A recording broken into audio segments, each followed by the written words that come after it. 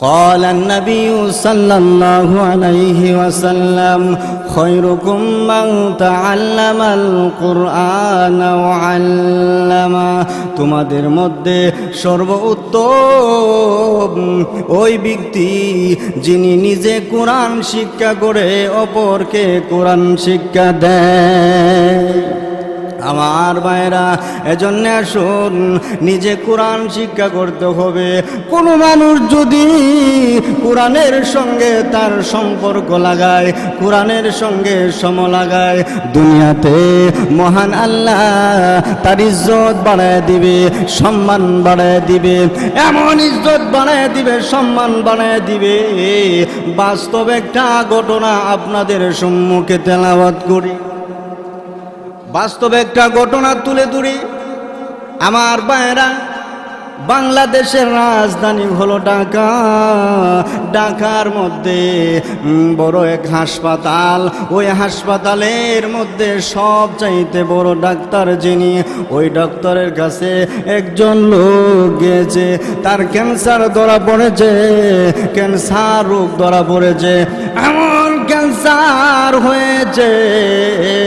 ডাক্তারে পরীক্ষা নিরীক্ষা করে দেখে ওই রোগীর বাংলাদেশে কোনো রোগী ওই ওষুধ নাই, বাংলাদেশে তার কোনো ওষুধ নাই, এমন রোগ ধারণ করেছে। আমার ভাইয়েরা, রিপোর্টের মধ্যে লেগেছে, ওরে ভাই, বাংলার জমিনে তোমার কোনো ওষুধ নাই, তোমার আমেরিকায় যাইতে হবে, চিকিৎসা যদি করতে হয় আমেরিকায় যাইতে হবে। এই কথা বলে রিপোর্ট ওই রোগী ব্যক্তির হাতে ধরায় দিছে। তারও টাকা পয়সার অভাব নাই, সঙ্গে সঙ্গে আমেরিকার টিকিট কেটেছে। এবার যখন ঢাকা শাহজালাল বিমানবন্দরে চলে গেছে, বিমানবন্দরে যাওয়ার পরে আমেরিকা যাবে বিমানে করে, এমন সময় তাকায় দেখে ঢাকা লালবাগ মাদ্রাসার সাবেক মুহতামিম, লালবাগ মাদ্রাসার সাবেক মুহতামিম আল্লামা হযরত হাফিজ হুজুর রহমাতুল্লাহি আলাইহি, ওনার সঙ্গে ওই ক্যান্সার রোগীওয়ালার সাক্ষাৎ হয়ে গেছে। আল্লাহর ওলি যখন ওই রোগীওয়ালার সঙ্গে সাক্ষাৎ হয়ে গেছে, এমন সময় ক্যান্সারওয়ালা ডাক দিয়ে বলতে লাগলো, আল্লাহর ওলির কাছে দৌড়াইয়া গিয়া জড়াইয়া দৌড়ে কান্না শুরু করে দিয়েছে। আর বলতে লাগলো, ওরে আল্লাহর ওলি, ওরে আল্লাহর ওলি, আমার ক্যান্সার রোগ ধারণ করেছে, আমার ক্যান্সার রোগ ধারণ করেছে, এমন ক্যান্সার রোগ ধারণ করেছে যে ক্যান্সারের ওষুধ বাংলার জমিনে নাই। হুজুর আমার জন্য একটু দোয়া করেন। হুজুরে যখন দোয়া করলেন, মাথার মধ্যে হাত বুলায় দিছে, যাও, মাথার মধ্যে হাত বুলায় দিছে। আল্লাহর উনি দোয়া করছে আর বলতেছে, যাও এক বোতল পানি নিয়ে আসো।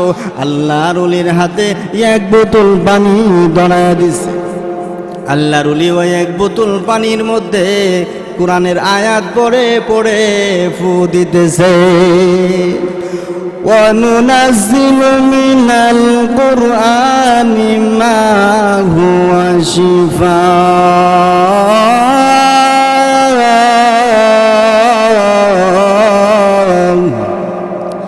وَرَحْمَةٌ لِّلْمُؤْمِنِينَ।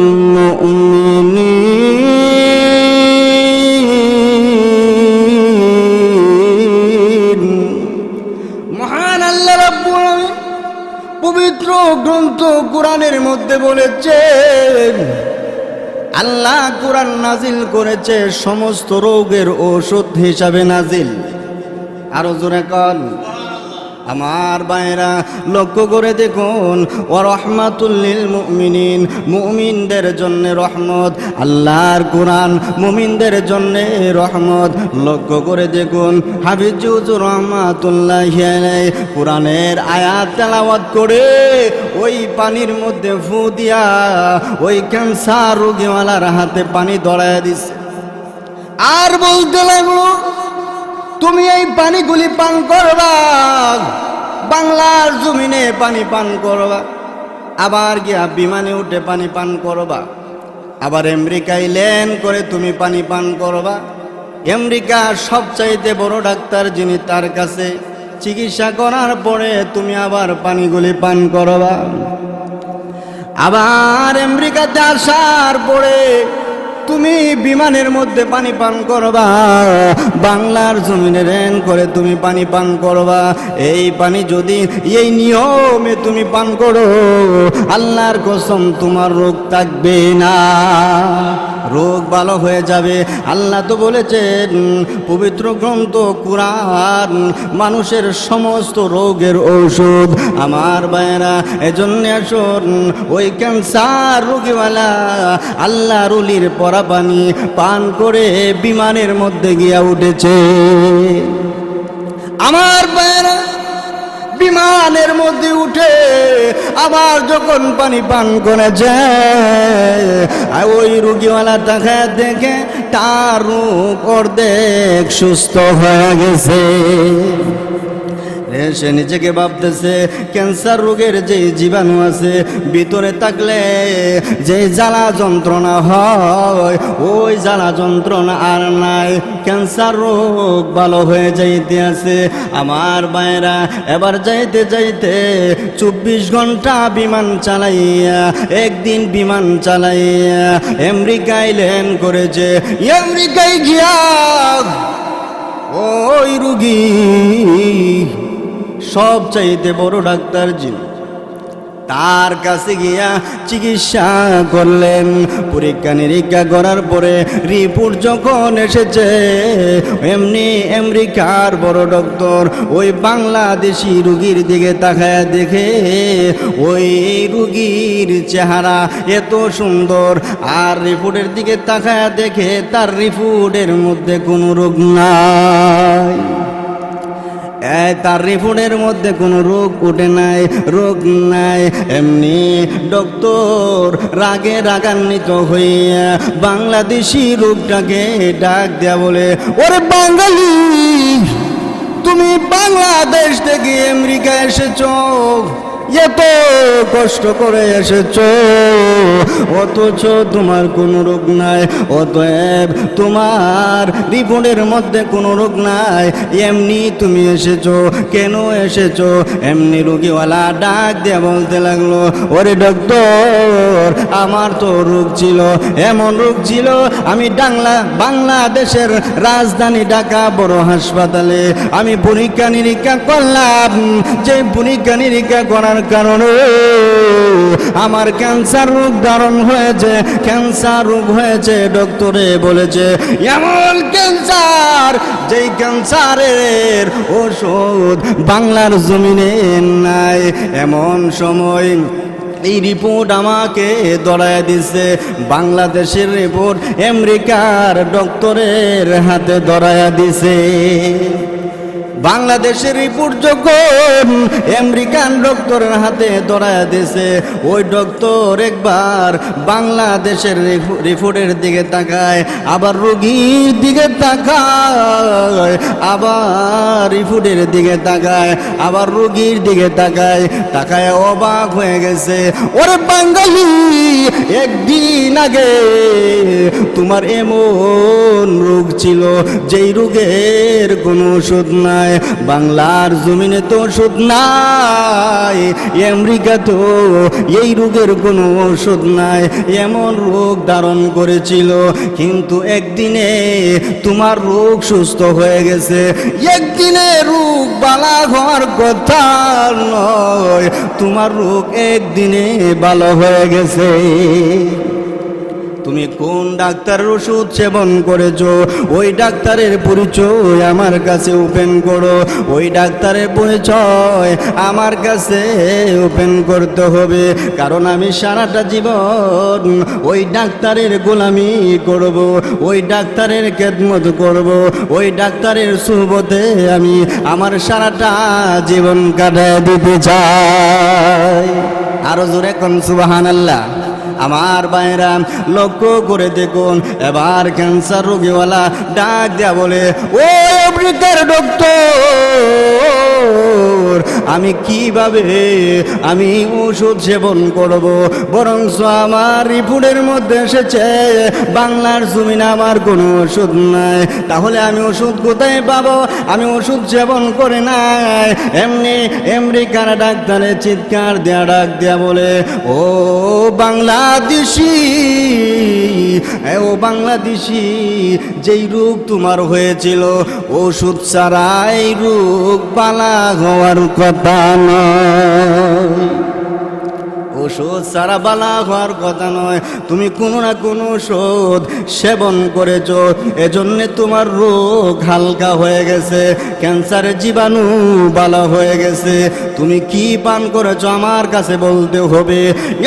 বাঙালি আমেরিকার বড় ডাক্তারকে ডাক দেয়া বলে, ডাক্তার রে, আমি যখন বাংলাদেশের ঢাকা বড় হাসপাতালে যখন পরীক্ষা নিরীক্ষা করলাম, ডাক্তারে যখন বলে দিয়েছে আমার ক্যান্সার রোগ ধারণ করেছে, বাংলার জমিনে কোনো ওষুধ নাই, আমেরিকা যাইতে হবে। এমন সময় আমি কি করলাম, আমি আমেরিকার টিকিট কেটে যখন রওনা হব, ঢাকা বিমানবন্দরে আসলাম। এমন সময় আল্লাহর ওলি একজন, যার নাম হাফিজ হুজুর রহমাতুল্লাহি আলাইহি, ওনার সঙ্গে আমার সাক্ষাৎ হয়েছিল। ওনার সঙ্গে আমার যখন সাক্ষাৎ হয়েছে, এমন সময় আল্লাহর ওলির কাছ থেকে আমি দোয়া লইলাম, আর আল্লাহর ওলির কাছে আমি কান্নাকাটি করতে লাগলাম। এমন সময় আল্লাহর ওলি আমার জন্য দোয়া করে দিছে, আর এক বোতল পানিতে আল্লাহর পবিত্র কোরআন পড়ে পড়ে ফু দিয়ে আমাকে পানি পড়া দিয়েছে। ওই পানি পড়া আমি সেবন করেছি, আল্লাহর কসম আর কোনো ওষুধ সেবন করি নাই, আল্লাহর কসম আর কোনো ওষুধ আমি সেবন করি নাই। এমন সময় ওই আমেরিকার বড় ডাক্তারে বলে, এটা কোন পানি, এটা কেমন পানি রে, যেই পানি সেবন করার কারণে ক্যান্সারের মতো এমন মারাত্মক রোগ তোমার ভালো হয়ে গেছে। ওই পানিটা আমি দেখতে চাই, ওই পানিটা আমার কাছে আনো। এমন সময় আমেরিকার বড় ডাক্তারের হাতে হাফিজ হুজুর রহমাতুল্লাহি আলাইহির পরা পানি ধরায়া দিছে। আর জোরে বলেন সুবহানাল্লাহ। হুজুরের কোরআন তেলাওয়াতের পানি আমেরিকার ডাক্তারের হাতে যখন ধরায়া দিছে, ওই ডাক্তার পানিকে নিয়ে তার মেশিন দিয়া পরীক্ষা নিরীক্ষা করে একটা চিৎকার মেরে ডাক দিয়া বলে, ওরে বাঙালি, এটা সাধারণ পানি নয়, এটা কোনো সাধারণ পানি নয়, এটা তো এমন পানি ক্যান্সার রোগ হইলে জীবাণু ভিতরে ঢুকে, ওই জীবাণু ধ্বংস করতে যেই কেমিক্যালের দরকার, ওই পানিটা কেমিক্যালে পরিণত হয়ে গেছে। ওই পানিটা কেমিক্যালে পরিণত হয়ে গেছে। এমন কেমিক্যাল, যে কেমিক্যাল আমেরিকাতে নাই, যে কেমিক্যাল কোনো দেশে পাওয়া যায় না, এমন কেমিক্যাল, এমন কি লক্ষ লক্ষ টাকা দিয়া এই কেমিক্যাল পাওয়া যায় না। এটা এমন কেমিক্যাল, আল্লাহর কোরআন পড়ার পরে আল্লাহর কোরআনের বরকতে পানি যদি কেমিক্যাল হয়ে যায়, কোরআনের সম্মান আসেনি। কোরআনওয়ালার যদি এত সম্মান হয়, আল্লাহর ওলি হাফিজ হুজুর রহমাতুল্লাহি আলাইহির যদি এত ইজ্জত এত সম্মান হয় আল্লাহর কাছে, কোরআনের কতটুক ইজ্জত। আর কোরআনের যদি এত ইজ্জত হয়, কোরআন যার কথা মহান, আল্লাহর কতটুক ক্ষমতা। আমার ভাইরা, এমন সময় আমেরিকান ডক্টর বলে, আমার বুঝে এসে গেছে, প্রমাণ হয়ে গেছে, এটা দুনিয়ার কোনো মানুষের কালাম নয়, এটা দুনিয়ার কোনো মানুষের কথা নয়, এটা কোনো পণ্ডিত আর কোনো মানুষের বানানো কালাম নয়, এটা আসমানের মালিকের কালাম, জমিনের মালিকের কালাম। আমি আর দেরি করতে চাই না, আমাকে কালমা পড়ে দাও, আমি এই মুহূর্তে মুসলমান হয়ে যাব। আল কোরআনের পথ, এই পথই আসল পথ। আল কোরআনের পথ, এই পথই আসল পথ। অন্য পথে অন্য মতে নাই যে রহমত, অন্য পথে অন্য মতে নাই যে রহমত। কথা কোন ঠিক কিনা? আল কোরআন যদি আমরা মজবুত করে ধরে রাখতে পারি, কোরআনের মাহফিলে বসতে পারি, কোরআনের মাহফিল দিতে পারি, কোরআনের আলোচনার মজলিস তৈরি করে দিতে পারি, তাহলে কত সম্মান, লোকের সম্মান বেড়ে যাবে। আমার ভাইরা, লক্ষ্য করে দেখুন, মাহফিলে বসলেন কি ফায়দা, কি লাভ, একটা ঘটনা আপনাদের সম্মুখে তুলে ধরে। আমার ভাইরা, লক্ষ্য করে দেখুন, আজকে আমরা কোরআন ছেড়ে দিয়েছি। যুবক কেমন আছে?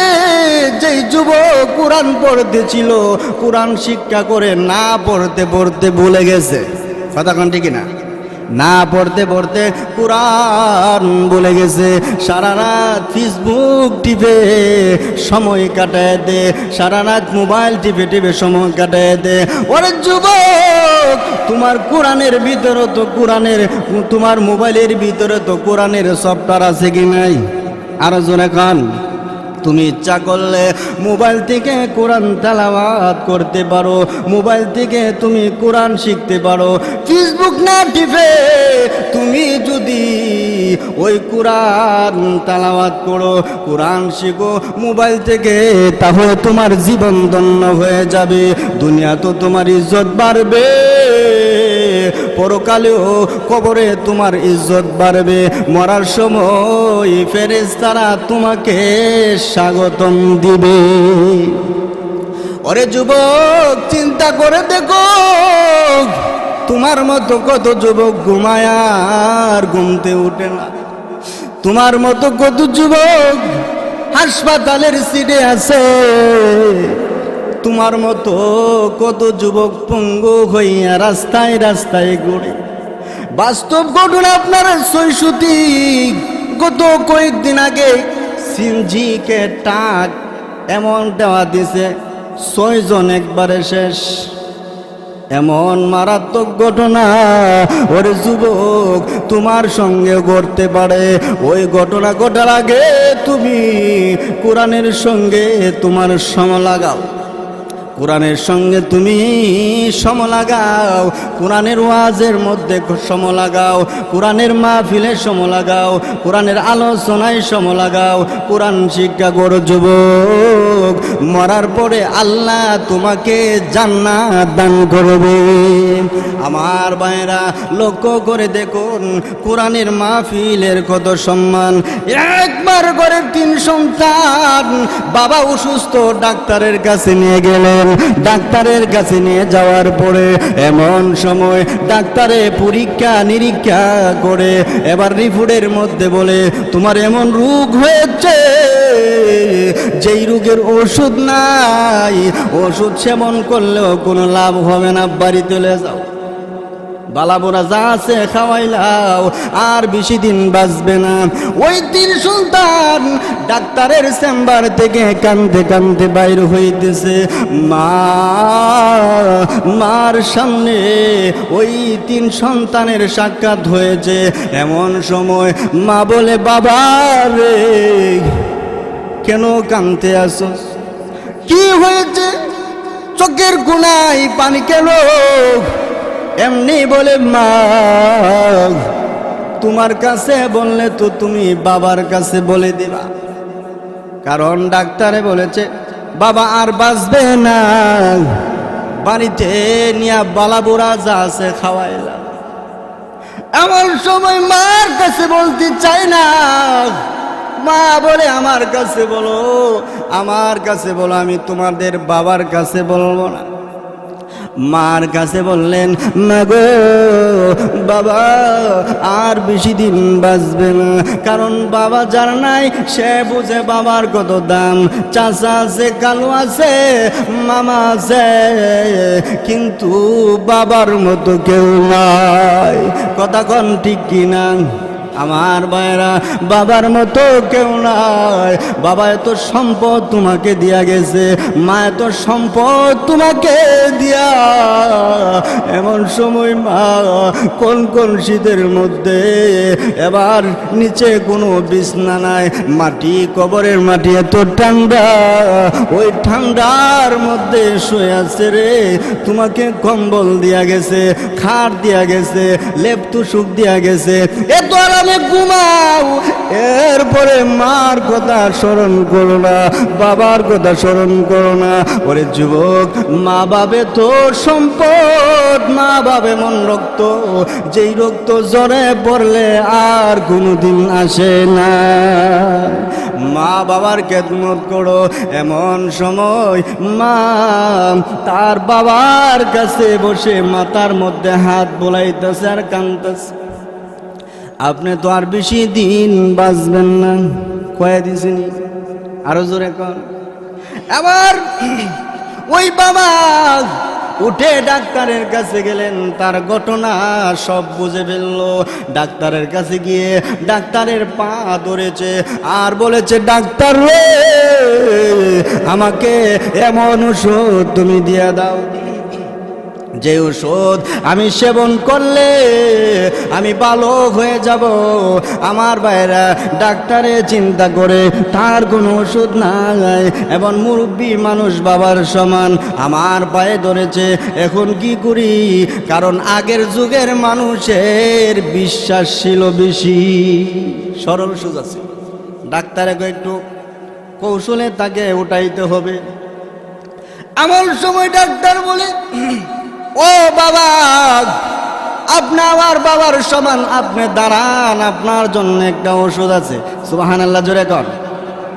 আপনার জন্য একটা ওষুধ আছে।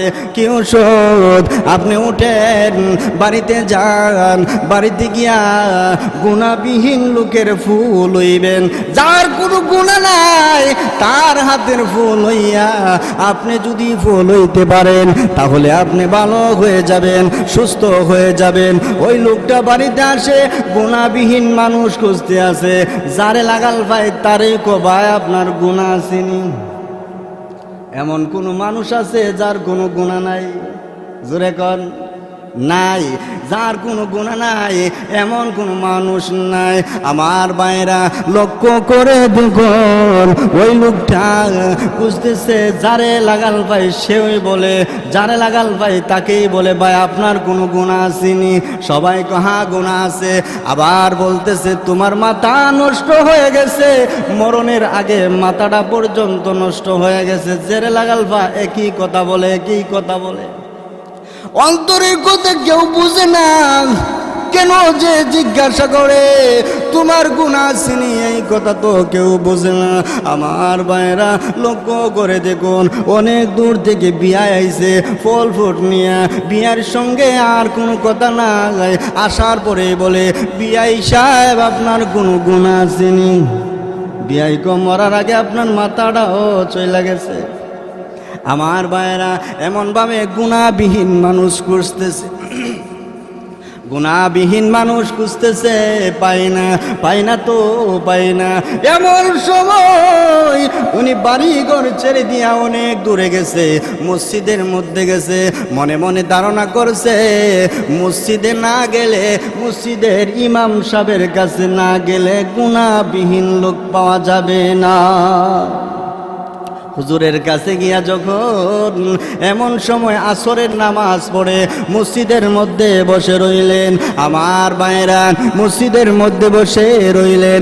সবাই যখন নামাজ পড়ে চলে গেছে, ওই লোকটার কাছে ইমাম সাহেব হুজুর গেছে, চাচা কি ব্যাপার, আপনি কি বাইর হইতেন না, মসজিদ তালা দিতাম। কথা কোন ঠিক কিনা? ও আমি এখানে বসে আছি, আপনি কি মসজিদের ইমাম সাহেব? জি। আপনাকে একটা প্রশ্ন করার দরকার ছিল। কি প্রশ্ন?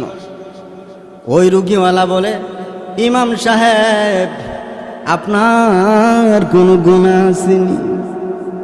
ইমাম সাহেবকে কত মাসলা মাসাইল জিজ্ঞাসা করে, এমন মাসলা তো আমাকে আর জিজ্ঞাসা করছে না কেউ। এটা আবার কি ধরনের কথা? দেখবেন কোন মানুষ যদি আল্লাহওয়ালা হয়, গুনাহবিহীন হয়, সে নিজেকে বড় গুনাহগার বলে দাবি করে। কথা কোন ঠিক কিনা? ইমাম সাহেব বলে, আসমানের নিচে জমিনের উপরে আমার চাইতে গুনাহগার মনে হয় বাংলার জমিন আর কেউ নাই। বেচারা বসার থেকে দাঁড়ায় গেছে, কই আইলাম, আসর নামাজ দৌদি পড়ছি তোমার পিছে, হ্যাঁ এই কথা কয়ে বাইরে জাগান, কিন্তু কাউকে গুনাহবিহীন লোক পাইতে আসে না। বাড়িতে আসলেন, রাত্রে ঘুমাইছে, ঘুমো ধরে না, চিন্তায় ভালো লাগে না। হঠাৎ করে অন্ধকার রজনীতে আমাবস্যার রাত্রে, এমন অন্ধকার, দুই হাত তফাৎ কোনো কিছু দেখা যায় না, এমন অন্ধকার, কিন্তু ব্যক্তির ঘুমো ধরে না, ঘুমো ধরতে আসে না। রাস্তার মধ্যে গিয়া চক্কর লাগাইতেছে, ঘুমো ধরে না। আর এমন রাত, দুই হাত দূরে কোনো কিছু দেখা যায় না। হঠাৎ করে একজন ব্যক্তির সাথে টাক্কুর লাগছে। রাত্রিবেলা হাঁটলে না দেখলে টাক্কুর লাগতো না? টাক্কুর লাগছে যখন, এমন সময় ওই রুগীওয়ালা বলতেছে, ভাই আপনার কোনো গুনাহ আসেনি? হি বড় অবাক হয়েছে। রাতের বেলা টেস্কা, আর কোনো জিজ্ঞাসা নাই, আর কোনো কথা নেই, গুনাহ আসেনি, কি ব্যাপার? হিল না, আমার কোনো গুনাহ নাই। বুঝছে নি কাম? হিলা না, আমার কোনো গুনাহ নাই। এমন সময় রুগীওয়ালা ডাক দিয়া তাকে আনিয়া যখন কলারের মধ্যে চাপ দিয়া ধরেছে, এমন ধরা ধরেছে কিয়ামতের আগেও যেমন বোঝা ছাড়তো না। গুনাহ যদি না থাকে, আমাকে বিসমিল্লাহ বলে আমার গায়ে ফু দাও, বিসমিল্লাহ বলে ফু দাও। এই ব্যক্তি চিন্তা করে, আমি যদি বিসমিল্লাহ বলে ফু না দেই, আমাকে ছাড়বে না। এমনি বিসমিল্লাহ বলে ফু দিয়েছে, বাড়িতে এসেছে, আসার পরে দেখে অর্ধেক রোগ সুস্থ হয়ে গেছে, অর্ধেক সুস্থ হয়ে গেছে। কারণ আমি আগেই বলেছি, আল্লাহ পবিত্র কোরআনের মধ্যে বলেন, ওয়ানুনাজ্জিলু মিনাল কুরআনি মা হুয়া শিফাa'un ওয়া রাহমাতুল লিল মুমিনিন।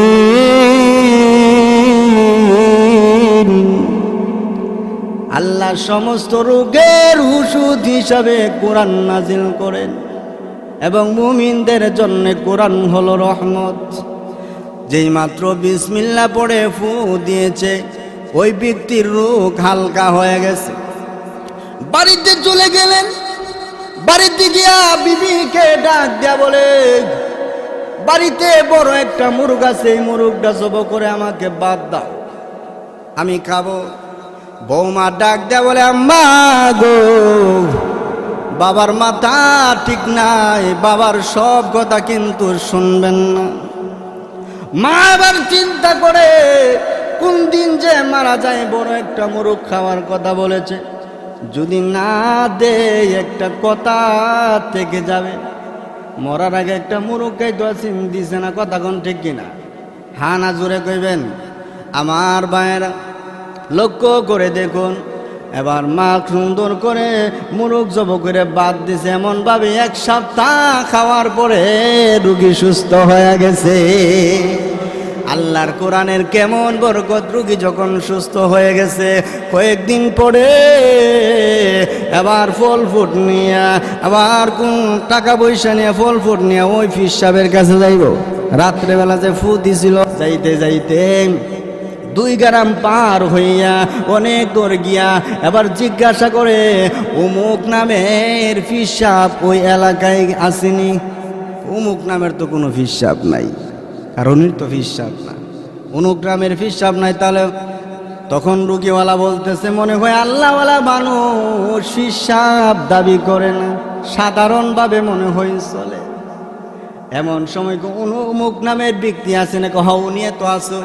কোনার বাড়ি কোনটা? সামনে। সামনে যাইতে যাইতে গিয়া তাকায় দেখে ওনার বাড়িতে উনি নাই, ওয়াইফ আছে, স্ত্রী। স্ত্রীকে জিজ্ঞাসা করে, আপনার স্বামী কোথায়? বলে, আমার স্বামী ক্ষেতের মধ্যে গেছে, কাজ করত। কি কাজ করত? ক্ষেতের আইল আছে না, আইল ছাড়তে গেছে, আইল। দেখেন সমাজের মধ্যে এমন মানুষ আছে, এমন ছাড়া ছাড়ে, কথা কোন ঠিক কিনা? এমন ছাড়া ছাড়ে, মারাত্মক ছাড়া। ক্ষেতের আইল ছাড়লে কি ফসল? জুড়ে খন 5 বছর করতালে দেখেন এক নল ভিতরে গেছে আর এক বেড়ার ভিতরে। এবার রুগীওয়ালা বলে, কি ব্যাপার? হিসাব তো বনে না, হিসাব তো বনাইতে পারি না। মনে হয় আল্লাহওয়ালারা যেইভাবে গৃহস্থী করে এমন ভাবে মনে হয় গৃহস্থী করতেছে, সমস্যা নাই। আমার যখন ক্ষেতের মধ্যে গেছে গিয়া তার অবস্থা দেখে আল্লাহওয়ালা বোঝা যায় না। এমন লিঙ্কটি দিছে 2 আঙ্গুল ফাঁস। আছে না এমন লোক? এখন নাই, মানে সমাজের মধ্যে এখন লোক কম, আগে ছিল সরল সোজা ছিল তো মানুষ। এমন লিঙ্কটি দিছে 2 আঙ্গুল ফাঁস। আর কিতা কইতাম কোন? আর তো কোনো কথা নাই। আবার কইলে কেমন, হুজুরে মসজিদের ভিতরে এমন কথা কয়। আমার বাইরা ওই লোকটা এবার চিন্তা করে, আমি তো হিসাব মিলাইতে পারি না। ওই লোকটা বলে, আমার কোনো গুনাহ নাই, এখন দেখি গুনার বস্তার কোনো অভাব নাই।